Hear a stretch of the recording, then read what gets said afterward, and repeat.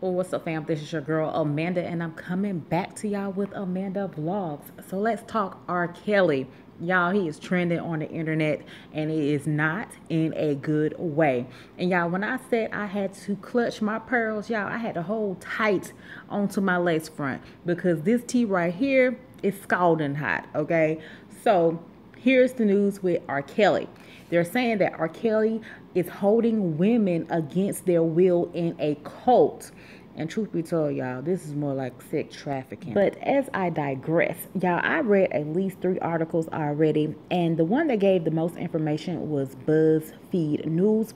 And so I will read some of the article to you guys. It's very long and very lengthy, honey. But they were spilling the tea everywhere. And the article started off with some parents telling their story on how their daughter got caught up in R. Kelly quote unquote cult, and they are not identified, that they just are identified by a letter, which is the letter J. And it starts off by saying, backstage at the Fantasy Springs Resort Casino in Encino, California on May 23rd, 2015, Jay was thrilled that her 19-year-old daughter's music career was going to make a major leap forward from recording demos and performing at talent shows to the chance of stardom, thanks to the help of an R&B superstar. When we got to go backstage with R. Kelly, we stayed there over 2 hours. One-on-one with just me and my daughter and him. We went back to talk about the music. He listened to her CD. He was going to help her with her CD, and I was really impressed with him at first because I have always been an R. Kelly fan. Jay said that R. Kelly, and y'all take note, he turned 50 in January, met her daughter backstage at a concert in Atlanta earlier that month. Soon enough, he'd invited her to fly out to the Encino concert on his dime. Jay said she'd heard about past sexual misconduct accusations against Kelly, but wasn't overly worried. She is a fiercely devoted stage mom. She and her husband of 22 years, Tim, a car dealer, had moved from Memphis to Atlanta to help their eldest child's career and was confident she could protect her daughter. And she said, past sexual misconduct accusations. Listen, honey, I don't give a damn if it was some accusations. R. Kelly is still a pervert. He married Aaliyah. That in itself will tell you that R. Kelly likes some young cootie cat. He's just a pervert. No way around that. And I would not trust R. Kelly from a hole in a wall. I would not trust R. Kelly as far as I can throw him. And I can't throw that far, so I don't trust him. As I digress, back to the article, the mom continued to say, in the back of our minds, we were thinking my daughter could be around him if I was with her. It didn't really hit home, even with the Aaliyah situation. Now that I think about it, age ain't nothing but a number, but you don't think about that. You grew up with the song and you like the song. Yes, so basically R. Kelly was singing his truth in that song. He has always liked young girls, so he was singing, hey, age ain't nothing but a number. And it don't matter if you 19 and I'm 30, I still want to hear it. And 2 years later, Jay and Tim are in desperate fight to bring their daughter home. Buzzfeed News actually identified their identities and full names in public records, but they are withholding their names and the victim's full name to protect her privacy. And to sum up some of this article, because it's really long, they were saying that the mother closed some of her businesses and became a detective and shared her findings with the FBI and police in 2 states. But her daughter isn't a missing person, at least not in the eyes of the law. She still lives with Kelly and says she's doing fine despite her parents telling the police that she is being held against her will in what they call a cult. 3 former members of Kelly's inner circle, Cheryl Mack, Kitty Jones, and Asante McGee, provided details supporting the parents' worst fears. They said 6 women live in properties rented by Kelly in Chicago and the Atlanta suburbs, and he controls every aspect of their lives, y'all, dictating what they eat, how they dress, when they bathe, when they sleep, and how they engage in sexual encounters that he records. And the last time Jay saw her daughter was December 1st, 2016. She said it was as if she was brainwashed. She looked like a prisoner. It was horrible. horrible. I hugged her and hugged her, but she just kept saying she's in love and Kelly is the one who cares for her. I don't know what to do. I hope that if I get her back, I can get her treatment for victims of cults. They can reprogram her, but I wish I could have stopped it from happening. And truth be told, she could have stopped it from the beginning. She knew how R. Kelly was. There is no way I would have encouraged my child to go work with R. Kelly, knowing his past, knowing that he likes young women. I would have discouraged her and said, maybe we can find another avenue for you to live out your career, to live out your dreams. But I don't think it's a good idea for you to work with R. Kelly. That's what I would have said as a parent from the beginning, knowing how R. Kelly was. Jay and Tim said they have only heard from their daughter twice since the last time they saw her. They got a one-sentence text from her on Christmas Day. I hate Christmas has to be this way this year. And Jay received another text on May 14th. Happy Mother's Day from me and Rob. And the article goes on to talk about the women that were in Kelly's entourage. And one of the women, her last name is Mac, says that the women in Kelly's entourage initially think, this is R. Kelly, I'm going to live a lavish lifestyle. And Mac was a personal assistant to R. Kelly for about a year and a half starting in 2013, and she actually remained in touch with some of the members of the inner circle. And she said that no, you have to ask for food, you have to ask to go use the bathroom. Kelly is a master at mind control. He is a puppet. Wow, y'all. And it also goes on to say that Jones and McGee both said they lived with Kelly and had sexual relationships with the star at different times over the past 5 years before leaving. And they said that R. Kelly controlled their phone and social media use while they were under his roof, and they were not allowed to take photos with Kelly or of the rooms they were living in. According to Mac, Jones, and McGee, the women living in Kelly's Duluth, Georgia guest house or his Chicago recording studio last summer included a 31-year-old den mother who trained newcomers on how Kelly liked to be pleasured sexually. She had been best friends since high school with the girl in the videotape from which Kelly was tried in 2008.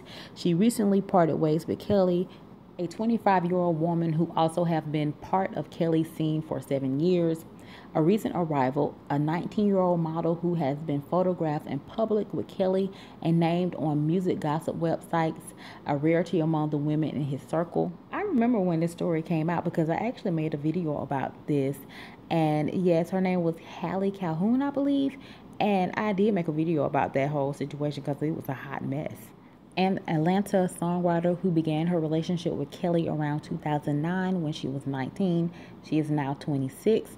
And an 18-year-old singer from Polk County, Florida. Mac said the Florida singer is Kelly's favorite, his #1 girl.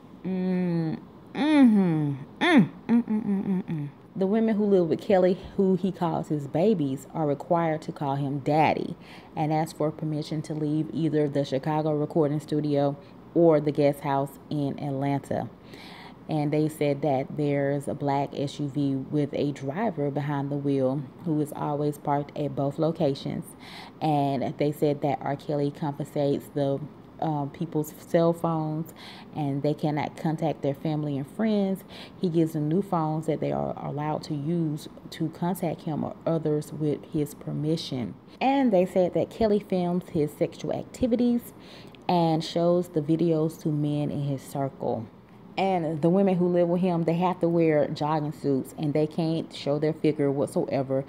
He doesn't want them to look appealing to other people. And when there are men in the same room, Kelly would make the girls turn around and face the wall in their jogging suits because he doesn't want them to be looked at by anyone else. Girl. And the three women claimed that R. Kelly would punish the women physically and verbally if they broke any of his rules. Jones says that Kelly held her against a tree and slapped her outside of a Subway sandwich shop in spring 2013 because she had been too friendly with the male cashier there. McGee said she never saw Kelly hit anybody, but also said he was running a cult and manipulated her emotionally and sexually. McGee says R. Kelly is the sweetest person you will ever meet, but Robert is the devil. Lord have mercy. My God, my God. And Jones says, I got trapped. I had people telling me I was an idiot, but it took me a long time to realize they were right. And I'm talking now because I hope I can help some of these other girls. Also, according to the article, the young lady actually started going to Georgia Gwinnett College in Lawrenceville, Georgia, and she was living in the dorms there. And she was telling her roommate that she was dating R. Kelly, and the roommate did not believe her at first. She thought she was joking when she said that she knew R. Kelly. And she eventually started to change her appearance because that's what R. Kelly wanted her to look like. She started losing weight. She cut off her hair. She colored her hair blonde. And the roommate said that she eventually started skipping classes and did not show up for her finals. And so, in time, she had cut off all contact with the mother and father, and the calls were forwarded to the voicemail. And then the parents eventually filed a missing person report with Gwinnett College campus. And a spokeswoman from the school confirmed the report and the case number, but said that when an investigator called the parents and learned that they knew their daughter was with Kelly in Atlanta, no actions could be taken. Their daughter was not technically missing, and at 21, she is of legal age to do what she wants. And on December 27, 2016, Jay and Tim requested that the Johns Creek Police Department do a well-being check on their daughter at the guest house.